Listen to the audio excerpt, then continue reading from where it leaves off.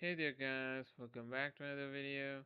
Today I'll be showing you how to create an annual report design with the help of Canva. So the first thing that you need to do is open up your Canva website.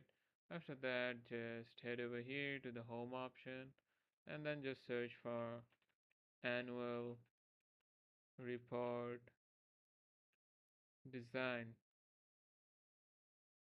and then just search for it, and you will get many kind of templates regarding to the annual report designs.